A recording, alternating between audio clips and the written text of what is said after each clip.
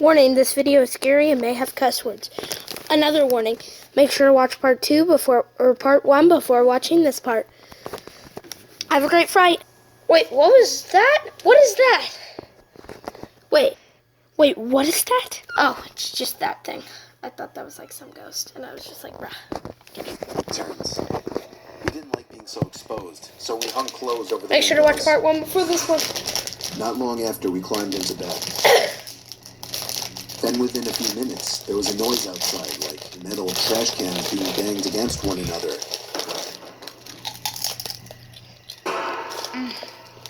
Jalapeno chips. Adam started to get paranoid until I said, it's probably just embarrassing. Go back to sleep. I told Adam, don't wake me up unless the cabin's on fire. I went back to sleep, at least until Adam started shaking me, saying, Cliff, wake up, there's someone outside. No, go back to sleep, there's no one. I stopped, because on the outside wall, besides Adam's bed, a noise, almost like someone or something was raking its claws or nails all the way down the side of the cabin and stopped at the far window.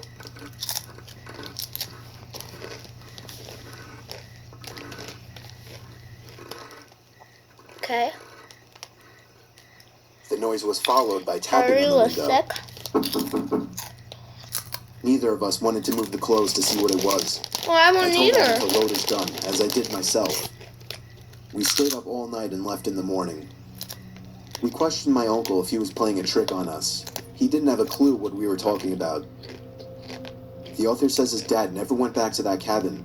The picture attached was taken by his uncle before he left them, and you could see the cabin in the background.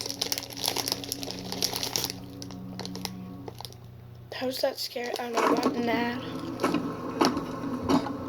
25 million years ago, a new species appeared on Earth. Skip bad.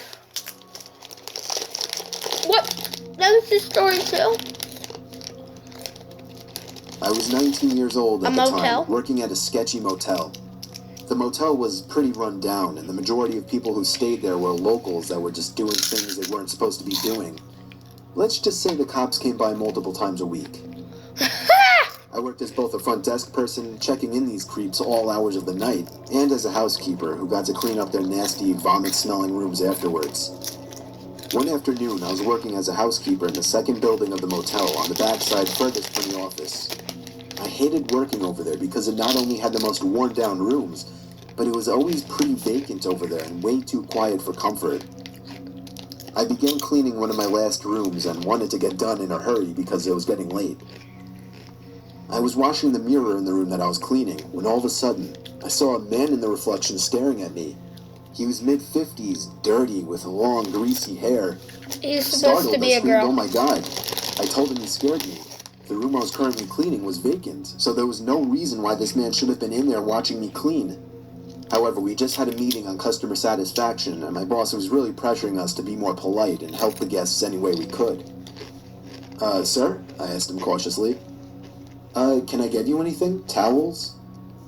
The man just stared back at me with a crooked grin and held out his hands to me. Wipe his butt. I thought maybe he was handing me a tip for cleaning his room earlier, but when I looked down, I saw he was holding a $100 bill. Alarms started going off in my head. No one tips $100 on a $40 a night room. The man just smiled and said his name was Terry. He said he was staying in the room next door with his wife Sherry and sort of joked about their names rhyming. He smelled like car oil and alcohol. When I asked him why he was trying to hand me $100, he laughed deep in his throat and said, "Me and my wife were watching you, and we just wanted to have fun with you." Okay, I felt like my heart jumped into my throat. No, I can't do that, sir, I'm sorry. I wanted to run out of the room screaming, but he was blocking the door, my only exit. The man smiled again, taking on a softer tone of voice. I promise not all my videos will be like this, you guys. Just to talk as friends. I nervously told him no again, and that I had a lot of work to do for the day. I prayed to God he would just go away, and eventually he did. He grunted and walked off in what I assumed to be the direction of his room. My mind began racing. There is no wife, I thought. This man could try and kidnap me. I was 110 pounds at the time and not very strong. He could easily overpower me. I locked the room from the inside and went directly to the phone to call my manager at the front desk, but the phone wasn't working. Adrenaline began pumping through my veins, and despite what I was always told not to do, I was panicking. Did he cut the line? No, I thought. This is a crappy motel. It happens all the time. But I just have to get out. I remembered that I had my cell phone out on my housekeeping card, but that was outside the locked door. I'd have to open the door to get it. I cautiously opened the door to the room that I was cleaning and peered out. Cliffhanger, bump up. I'm just kidding.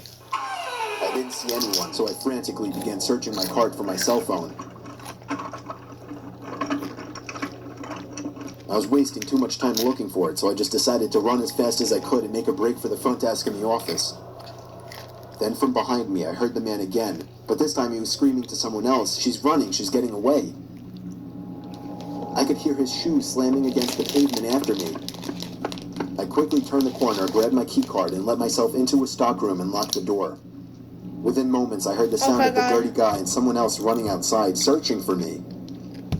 I stayed in that stockroom for 30 minutes shaking until I could no longer hear him searching for me. I finally got the courage to run the rest of the way to the front desk. When I made it there, I collapsed into my boss's arms and he called the police.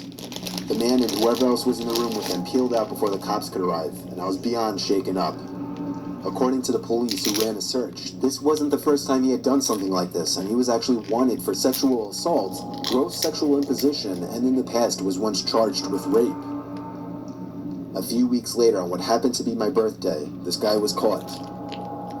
A few weeks after that, I quit. Crap. That was the story. Pretty good story, actually. Hey, well, Mr. Nightmare. You make great videos, you have good information, good inspiration for me.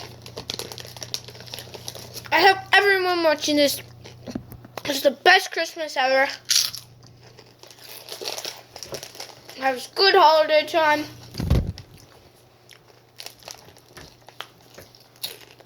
This week's shout out goes to